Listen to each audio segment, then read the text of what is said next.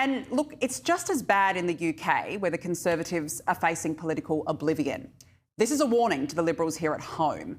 Former UK Home Secretary Suella Braverman has become the third Tory to defect to Nigel Farage's reform in as many weeks, including two who were sitting MPs.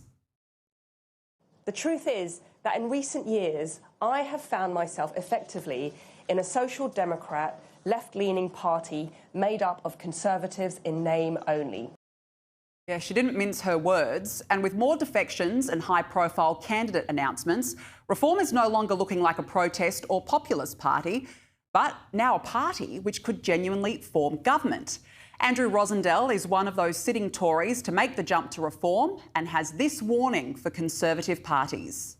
The problem is that here in the United Kingdom, people voted for the Conservative Party over 14 years, and we had 5 different prime ministers. The problem is that we weren't really Conservative, and the party, once in office, so it talked tough and said all the things that people wanted to hear, but when in government, it didn't happen. So we are left with a situation whereby we lost office with the worst defeat in the history of the party.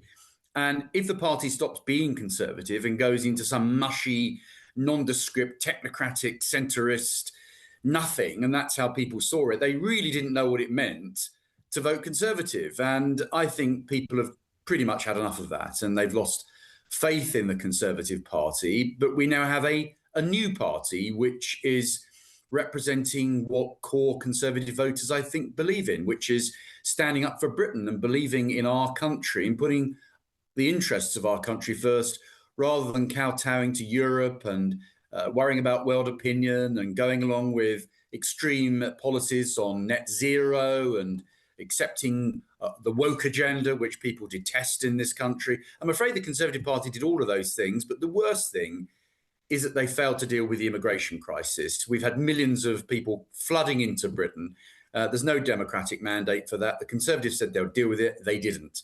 So we lost office. And now I think most people who are traditional Conservatives, Margaret Thatcher Conservatives like me, believe that Nigel Farage and Reform UK is the best hope for the future of our country. And so I joined Reform UK, and I'm working with Nigel to make sure he becomes our next Prime Minister.